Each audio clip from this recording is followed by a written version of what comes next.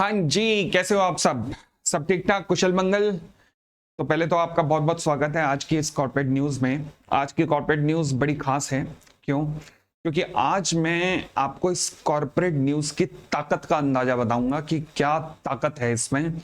और जो in corporate news को ध्यान से सुनते हैं और फिर जो इस पर इम्प्लीमेंट करते हैं, तो मतलब क्या क्या हो सकता है मैं आपको बताऊंगा आज एक एग्जाम्पल के समेत। एक स्टोरी वापस जो हम लोगों ने कवर की थी in the month of June 2024, उस न्यूज के साथ मैं बताऊंगा। चलिए फिलहाल आज की कॉर्पोरेट न्यूज में और भी बहुत कुछ है। सबसे पहले तो वो स्टोरी है और ताकत का अंदाजा दिखाऊंगा कि आपको, और मुझे बताना वो सुन के कि आपको कैसा लगा, कि प्राउड फील हो रहा है कि नहीं कॉर्पोरेट न्यूज चैनल्स का मेंबर बन के।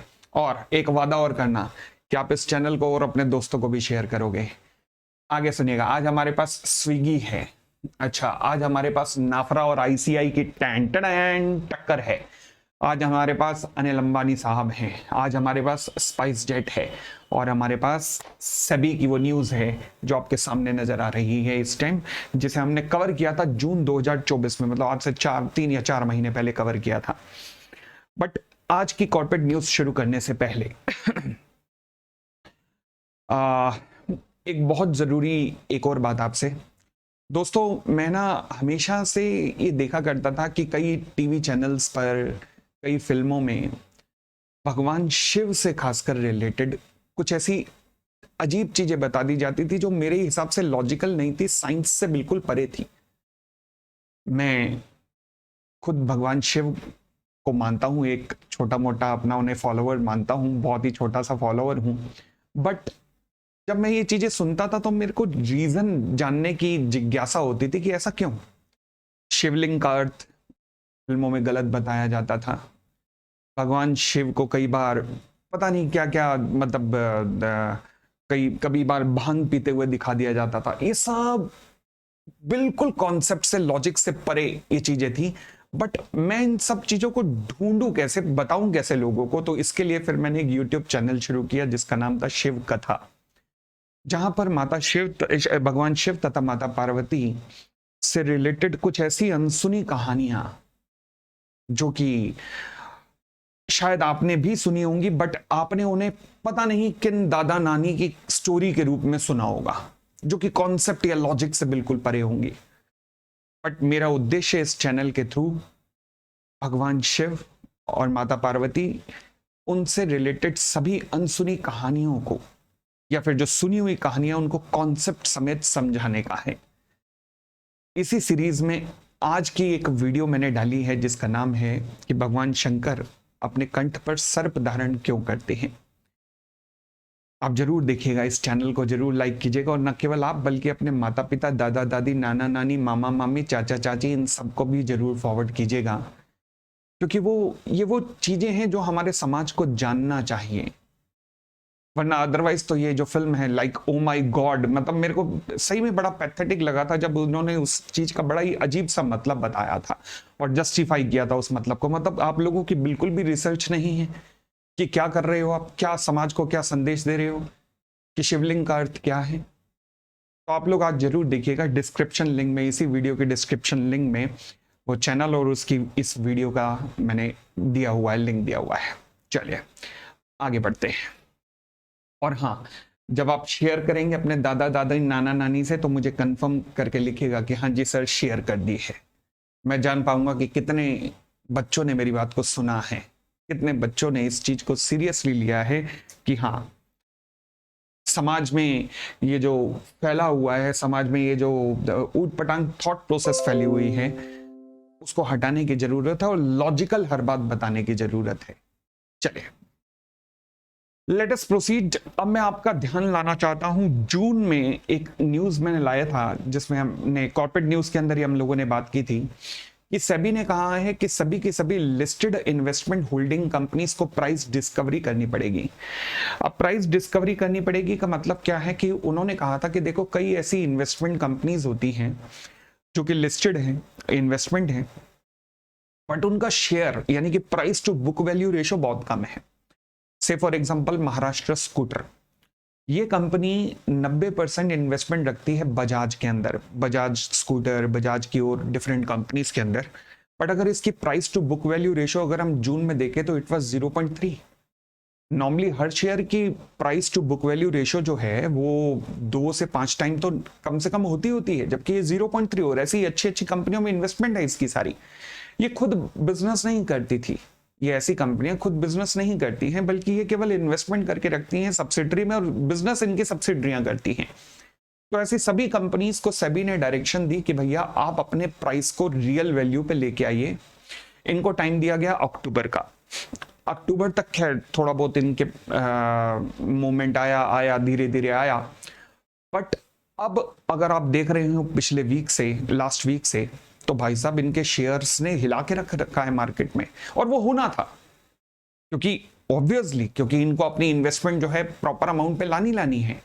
तो अगर आप नालवा सन्स देखें जो कि जिंदल ग्रुप की है, अगर आप महाराष्ट्र स्कूटर देखें जो कि बजाज ग्रुप की है, और होल्डिंग कंपनीज की बात कर रहा हूं, अगर आप कल्याणी देखें, Kalyani group of investment companies, ये सभी कंपनियों ने लास्ट वीक से धमाके मचाए हुए हैं। जून की इस रिपोर्ट ने अक्टूबर में काम करना था और अक्टूबर का महीना चल रहा है, काम हो गया है। 28 अक्टूबर को इनका प्राइस डिस्कवरी होगा, यानी कि जहां पर इनके शेयर्स के लिए बिडिंग होगी, जहां पर इनकी शेयर्स की ओरिजिनल वैल्यू निकाली जाएगी। तो अगर आप देखेंगे लास्ट वीक से या लास्ट 15 दिन से ऐसी कंपनियों के जो शेयर्स में मूवमेंट आया है, दैट इज जस्ट अनबिलीवेबल। मतलब आप, मेरे पास भी क्या शब्द ही नहीं है कोई कि कमाल का मूवमेंट आया है, गजब का मूवमेंट आया है, आई वुड से। ओके, तो अब सवाल उठा कि सर क्या मतलब हमें ये कंपनी के शेयर लेने चाहिए? मेरी तरफ से तो बिल्कुल भी नहीं। क्यों? क्योंकि ऑलरेडी ट्रेन जो है वो स्टेशन से निकल चुकी है। दूसरी बात, मैं कोई इन्वेस्टमेंट एडवाइजर नहीं हूं। आपको हमेशा इन्वेस्टमेंट एडवाइस अपने सेबी रजिस्टर्ड फॉलोअर के, किसी भी सेबी रजिस्टर्ड फॉलोअर की एडवाइस के बेसिस पे लेनी चाहिए। हम उन न्यूज़ की चर्चा करते हैं जो पब्लिक फोरम में होती है, हम उन न्यूज़ की चर्चा करते हैं जो सारी तरफ अवेलेबल होती है। उन्हीं न्यूज़ के बेसिस पर हम अपना एनालिसिस करके देते हैं आपको, ठीक है? तो ऐसे एनालिसिस बाद में भी आते रहेंगे, एक और आया है तो बट फिलहाल आप केवल अब एक काम कीजिएगा, एक हफ्ते तक केवल इन 2-3 स्टॉक्स पर नजर रखिएगा कि ये स्टॉक्स कैसे होते हैं। इन न्यूज का इंपैक्ट देखिएगा कि ये जो सेबी की न्यूज आती हैं, जो हम सेबी की न्यूज इतनी कवर करते हैं, उनके इंपैक्ट देखिएगा, केवल इंपैक्ट एनालिसिस कीजिएगा। Not at all recommending any of you to invest in these companies, but just मतलब keep a watch on these stocks. ऐसी न्यूज और भी हम लगातार देते रहते हैं, लगातार आती रहती हैं, और ये सब न्यूज पब्लिक फोरम में अवेलेबल है, सब की सब न्यूज, ठीक है? तो ये मैंने बताना था कि पोपली की न्यूज की ताकत ये है कि जो पब्लिक फोरम पे न्यूज आती है हम उसी को पढ़ के सुनाते हैं, और उससे देखिएगा कंपनीज के शेयर प्राइस में कैसे कैसे मूवमेंट्स आते हैं। अमेजिंग। चलिए खैर आगे बढ़ते हैं। आज की हमारी अगली न्यूज है कॉर्पोरेट वॉर को लेकर, जो हो रहा है जोमेटो और स्विगी के बीच में। जोमेटो और स्विगी, आप जानते हैं स्विगी का पब्लिक इशू आने वाला, आईपीओ लॉन्च करने वाले हैं। जोमेटो ऑलरेडी लॉन्च कर चुका है, ऑलरेडी लिस्टेड कंपनी है। अब जोमेटो ने क्या किया, स्विगी के आईपीओ को डिस्टर्ब करने के लिए, जो एनालिस्ट भी कह रहे हैं और जो मेरी नजर में भी यही है, उन्होंने क्या किया है कि मार्केट से प्राइवेट इक्विटी के थ्रू, यानी कि प्राइवेट प्लेसमेंट के थ्रू पैसा उठाने की कोशिश की है, लगभग 8,500 करोड़ का। अच्छा, स्विगी आप जानते हैं कि स्विगी भी एक पब्लिक इशू ला रहा है, लगभग 10,000 करोड़ से ऊपर का। 8,500 करोड़ स्विगी तो लाएगा पब्लिक से। अब जोमेटो ने क्या किया है कि बड़े बड़े इन्वेस्टर्स जो मार्केट में बैठे हुए हैं, जो इस इंडस्ट्री में इन्वेस्ट करने के लिए तैयार हैं, अब सोचो ना, आप 10 लोग हो, 10 लोग इन्वेस्ट कर रहे हो कि हमें इस इंडस्ट्री में लगाना है। अब इंडस्ट्री में लगाना है तो अच्छा प्राइस कहाँ मिलेगा, चलो स्विगी का वेट करते हैं। इतने में जोमेटो आ गया, रुको मैं आया हूं ना, मुझे पैसा दे दो।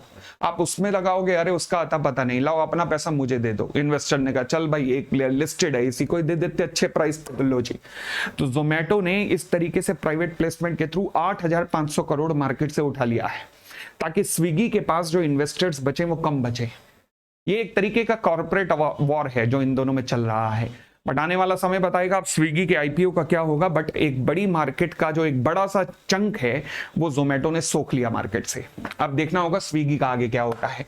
फिलहाल और आगे बढ़ते हैं, अगली न्यूज है हमारे पास नाफरा को लेकर।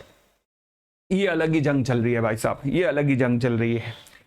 आप लोगों ने पढ़ा होगा कंपनीज एक्ट में, सीए इंटर में भी, सीए फाइनल में भी, सेक्शन 143 के अंदर, सेक्शन 143 सबसेक्शन 10 है प्लस नाफरा के रूल्स के अंदर भी ये चीज पड़ी होगी कि जब से नाफरा बनाया गया एनएफआरए, तब से हुआ क्या है कि आज की डेट में कोई भी अकाउंटिंग स्टैंडर्ड या स्टैंडर्ड ऑन ऑडिटिंग हो, पहले तो वो आईसीआई बनाता था, गवर्नमेंट को रिकमेंड करता था और नोटिफाई हो जाता था। बट आज की डेट में आईसीआई केवल रिकमेंड करेगा किसको, नाफरा का, नाफरा लेके जाएगी गवर्नमेंट को और गवर्नमेंट उसे नोटिफाई करेगी तब।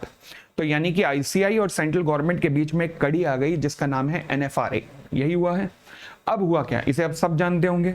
अब हुआ क्या कि आईसीआई ने क्या किया कि नाफरा को बाईपास करने की कोशिश की और इन्होंने कहा जी एएस और एसए में नाफरा इन्वॉल्व है तो हम एक नई चीज इजाद करते हैं, एसक्यूएम यानी standard quality management 1 and standard quality management 2।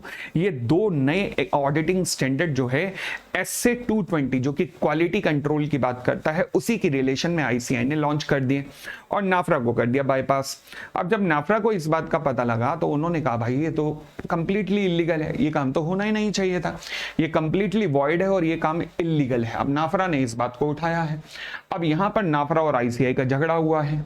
अब देखने वाली बात यह है कि आगे चलकर क्या होता है। बट मेरी नजर में यहां पर आईसीआई का जीत पाना नाफरा से बहुत मुश्किल है, क्योंकि नाफरा पहली बात तो सेंट्रल गवर्नमेंट की बड़ी चहेती संस्था है और दूसरी बात अगर हम देखें भी सही, जो रूल्स एंड रेगुलेशंस बने हैं उनके अनुसार जाना नाफरा के रूट के ही थ्रू चाहिए था। आईसीआई ने जो बाईपास करने की कोशिश की है, मुझे नहीं लगता कि मिनिस्ट्री ऑफ कॉर्पोरेट अफेयर्स इस बात को एक्सेप्ट करेगी। इन दोनों एसक्यूएम को आना तो नाफरा के थ्रू ही पड़ेगा। चलिए फिलहाल आगे चल के देखते हैं आगे क्या होता है। इन दोनों की जंग भी चल रही है, ये भी अलग, स्विगी एंड जोमेटो का अलग कॉर्पोरेट वॉर है, आईसीआई और नाफरा का अलग वॉर चल रहा है। बहुत बढ़िया वॉर पे वॉर हो रहे हैं और क्या। चलो अच्छी बात है, देखी जाओ, मजे लिए जाओ तुम और क्या। हाँ जी, अगली न्यूज हमारे पास आई है सेट। सेट क्या है? Security appellate tribunal. देखो जी, जब सेबी कोई डिसीजन देता है ना, तो सेबी के उस डिसीजन के खिलाफ जो अपील फाइल की जाती है वो अपील फाइल की जाती है एपेलेट ट्राइब्यूनल में, जिसे कहते हैं सिक्योरिटी एपेलेट ट्राइब्यूनल, सेट।